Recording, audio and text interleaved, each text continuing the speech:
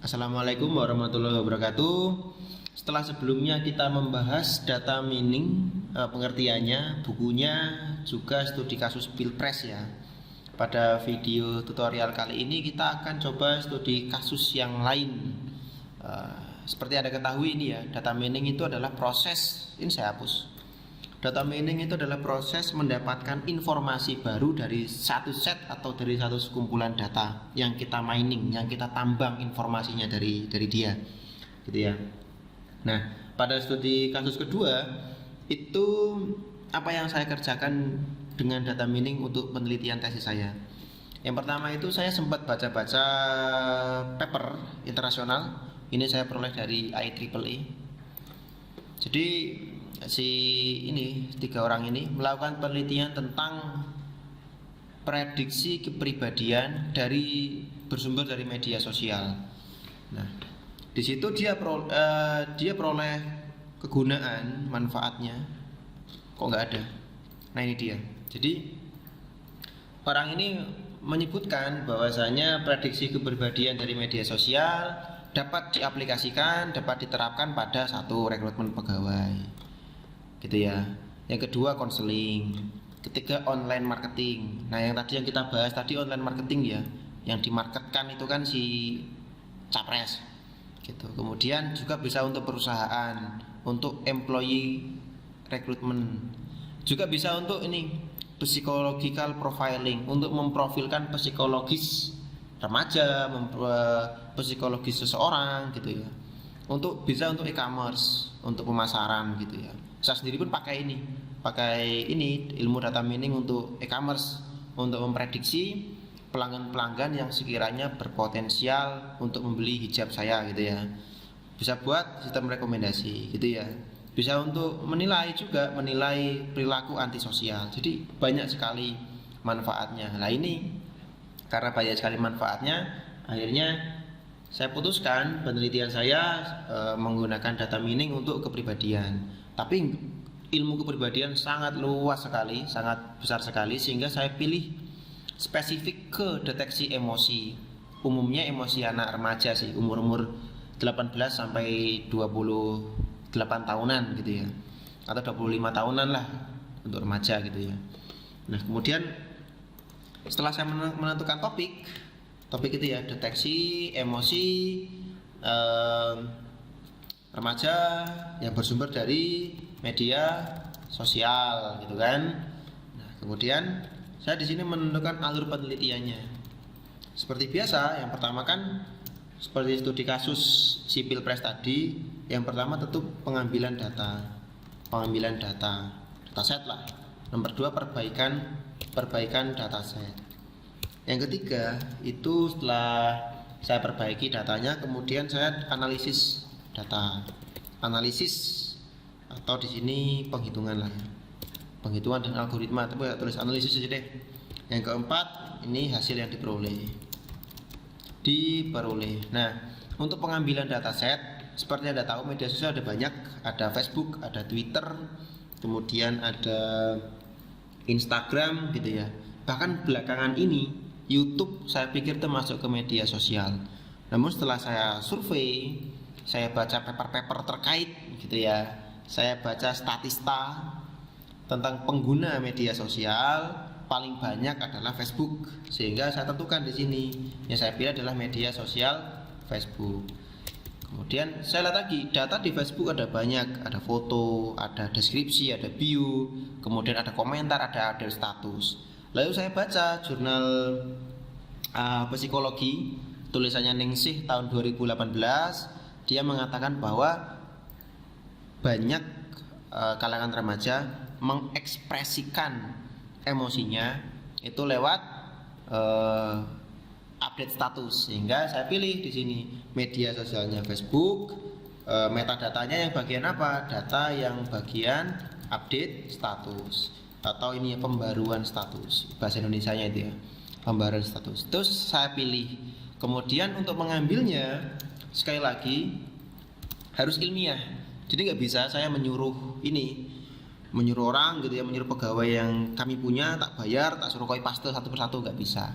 Sehingga apa pengambilannya? Awalnya saya mau pakai API yang disediakan Facebook. Ternyata ini sudah nggak bisa. 2020 it's fail, gagal, nggak bisa. Akhirnya apa? Saya membuat script mandiri. Mandiri dengan bahasa Python. Bahasa Python. Yang kerjaannya mengambil update status dari Facebook. Nah, pertanyaannya, apakah update statusnya ini random punya sembarang orang? Tentu tidak. Tentu harus minta izin saya. Waktu itu saya memilih 55 orang. Ini anak muda semua ini, usia 20 sampai 25 tahun. Nah, saya minta izin untuk saya ambil update statusnya. Ini penting ya. Jadi data itu sebenarnya salah satu syarat ilmiah itu nggak boleh nyolong. Misal Anda hacking itu Anda bobol passwordnya, kemudian Anda ambil datanya, itu nggak boleh, itu haram itu. Jadi saya minta izin ke 55 orang untuk saya ambil update statusnya. Waktu itu terkumpul sekitar katakanlah 600-an data enaknya 600-an update status gitu ya. Nah, itu untuk pengambilan dataset. Sudah terkumpul tuh 600 update status dari 55 orang. Kira-kira satu orangnya ya 12 sampai 15 status saya ambil pakai script mandiri yang dibuat dengan bahasa Python gitu ya. Nah, ini juga perlu dicantumkan juga update status itu yang diambil periode kapan. Jadi status yang diambil periode 2018 sampai 2019. Karena waktu itu kalau saya mengambil update status 2014, wah ini update status dia waktu masih SMP, waktu masih anak ingusan, sehingga gagal. Padahal judul penelitian saya adalah remaja, sehingga saya ambil memang update status yang dia tulis saat dia sudah remaja. 2018 paling lama 2018, paling baru 2019. Nah, itu untuk pengambilan dataset. Kemudian saya perbaiki datasetnya, saya pilih pakai ilmu NLP, Natural Language Processing. Tahapan pertama saya buat menghilangkan emoticon, tak buang. Kemudian karakter begini, tak buang. Begini, tak buang juga. Jadi hanya tak ambil teksnya saja. Bahkan titik koma pun tak buang, waktu itu begitu. Ini pakai apa? Namanya punstual removal ya. Ini pakai apa ya? Saya buat script sendiri gitu loh. Oh ya, ini script mandiri dengan bahasa Python untuk scraping namanya. Pengambilan data itu scraping. Kemudian ini simpannya ke MySQL. Simpan ke MySQL. Agar apa? Agar mudah diolah. Mudah diolah di mana ya? Di sini nih. Jadi saya membuat script sendiri pakai bahasa PHP. Untuk ngapain ya? Untuk ini menghilangkan emoticon dari data yang dihasilkan si script Python ini. Nah, setelah emoticonnya dihilangkan, tahap kedua itu saya melakukan perbaikan bahasa dengan namanya word normalizer. Word normalizer berguna misal begini. Nah, jadi ada orang yang update status, misal sekilas TT. Nah, ini dengan word normalizer ini ya, update status begini bisa menjadi baik, menjadi sekilas gini, sekilas tentang kamu. Nah, itu bisa dengan word normalizer. Apakah saya membuat sendiri script word normalizernya? Tentu tidak. Ini saya menggunakan bantuan API dari prosa.ai. Nah, si prosa AI itu membatasi saya maksimal 500 data. Jadi kata si prosa, kamu maksimal 500 data ya gitu. Nah, sedangkan data saya 600. Bagaimana solusinya? Nah, solusinya bisa kita bayar dia untuk menaikkan ke 600, atau kalau mau pakai cara saya gampang. Gimana? Ya bikin 2 akun. Satu akun dapat 500, 2 akun dapat 1000 gitu ya. Itu perbaikan bahasa. Namun di sini juga harus kita jelaskan cara kerja si word normalizer dari prosa ini seperti apa. Setelah melakukan perbaikan dengan word normalizer, apakah langsung dianalisis? Masih belum cukup. Saya melakukan perbaikan lagi dengan stemming Stemming ini berguna untuk mendapatkan kata dasar. Contohnya begini. Misal pembunuhan, satunya lagi terbunuh, atau gini disatunya dibunuh gitu ya. Nah, ini kan kata dasarnya sama, yaitu bunuh gitu kan.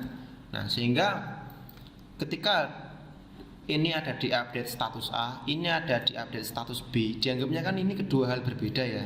Nah, dengan menggunakan stemming, pembunuhan ini diambil kata dasarnya menjadi bunuh. Dibunuh juga diambil kata dasarnya menjadi bunuh.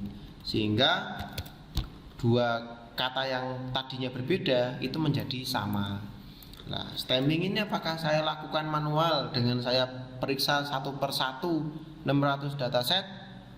Tidak, itu kurang ilmiah lagi. Di sini saya menggunakan bantuan dari stemmer sastrawi.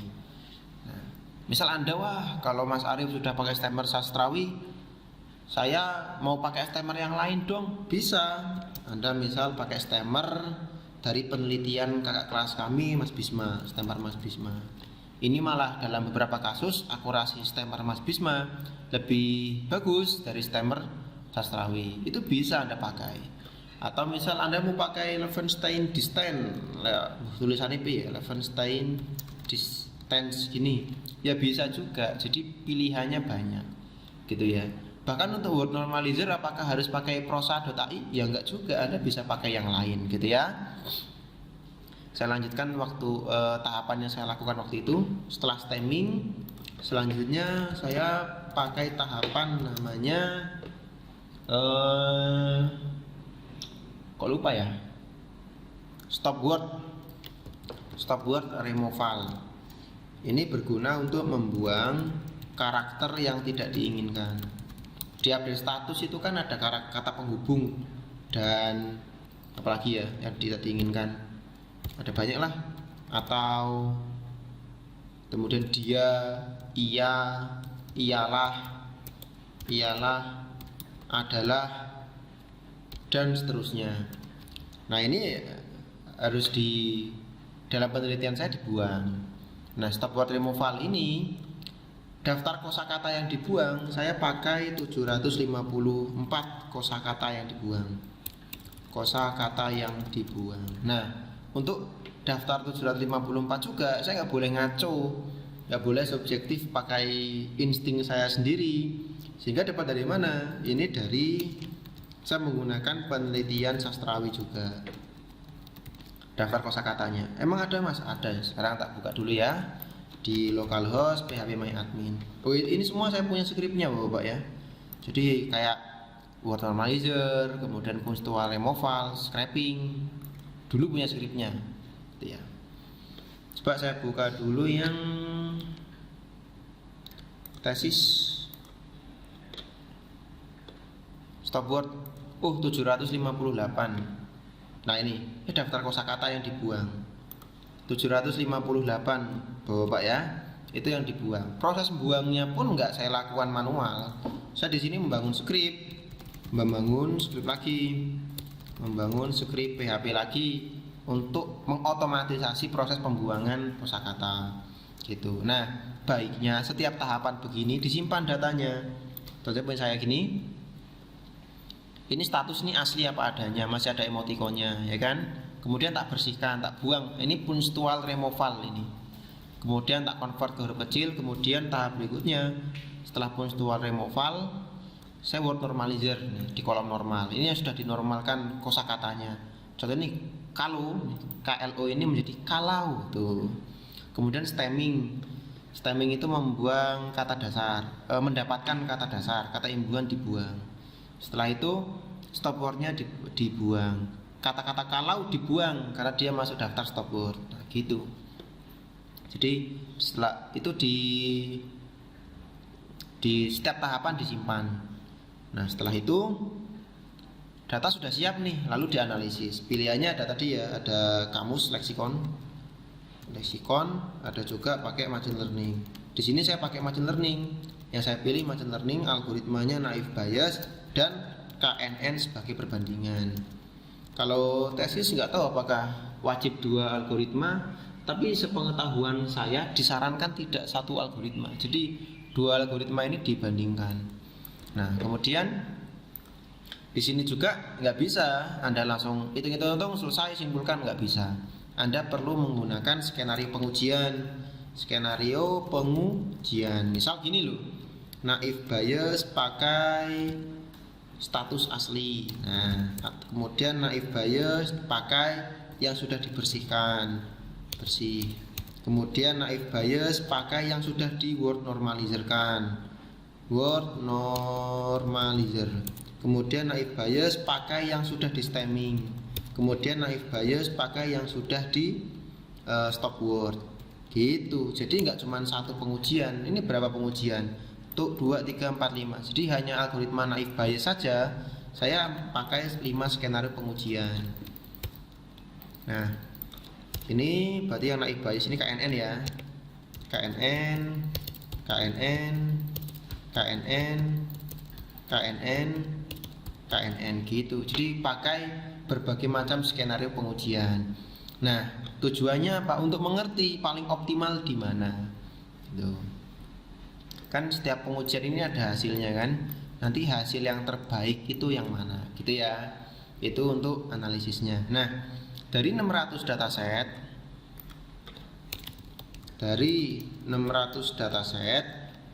itu sekarang gini loh. Tahu dari mana kalau label emosi, misal ada status begini, kalau gelap gini gak bisa tidur. Nah, tahu dari mana kalau ini adalah emosi sedih? Nah, tahu dari mana komputer? Nah, tentu bagaimana kok ngerti, bagaimana Anda bisa menilai bahwasanya emosi sedih memang benar ada di sini? Nah, jadi jawabannya adalah dari pelabelan manual oleh autor. Jadi gini, misal kita tahu ini adalah update statusnya, anggap aja ya saudara Azam, dia update status begini. Lah Azam itu memvonis, oh ini aku waktu itu update status begini karena sedih mas. Nah gitu loh. Lah dari perhitungan naive Bayes ternyata betul, naive Bayes juga mengatakan itu sedih. Atau misal si KNN mengatakan itu marah. Loh, berarti kan yang cocok itu kan si naive Bayes. Berarti akurasinya naive Bayes plus 1. Kalau KNN nggak sesuai ya akurasinya plus 0 karena nggak sesuai. Jadi tahu bahwasanya label emosinya ini tepat atau tidak pada suatu update status dari manual oleh si author. Sehingga apa? Sehingga di sini itu harusnya di sini ya, di bagian dataset. Ini ya. Jadi update 600 update status diberi label ada bahagia, sedih, marah, takut. Oke deh ini deh, oleh manusia gitu ceritanya. Sehingga nanti bagian di sini untuk menghitung akurasi, bandingkan label naive Bayes dan KNN yang sama dengan label manusia. Misal dari 100 data yang saya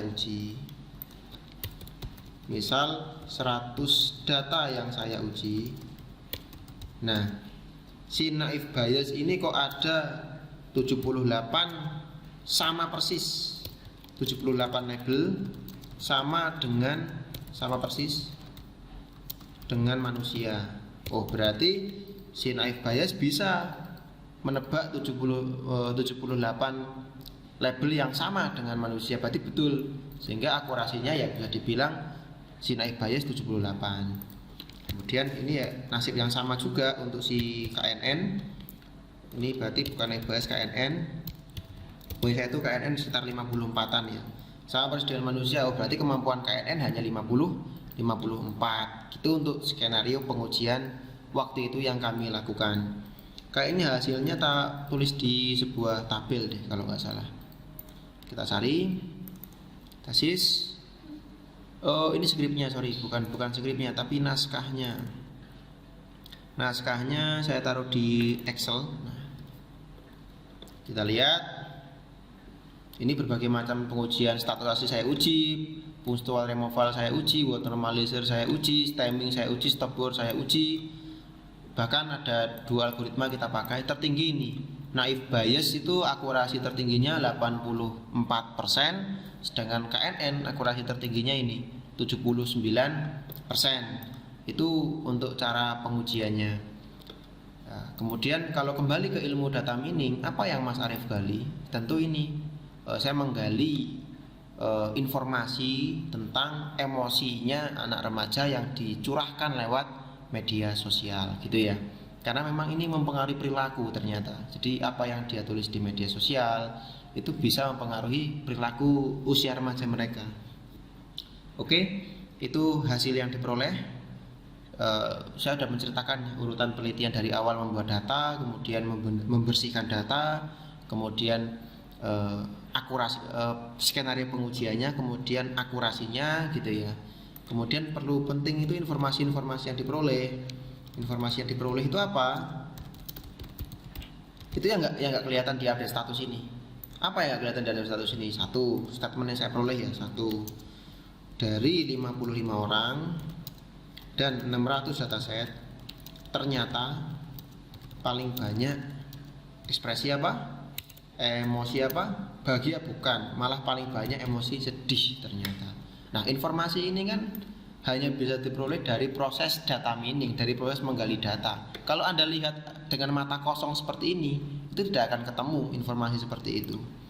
Nah, kemudian informasi kedua, emosi sedih paling banyak diekspresikan oleh responden perempuan ternyata. Gitu. Ini informasi ini juga ya bisa kita peroleh hanya lewat proses mining data. Oke, hanya saya kasih 2 dulu karena kebetulan udah adzan duhur. Sampai ketemu di video tutorial terakhir yang selanjutnya.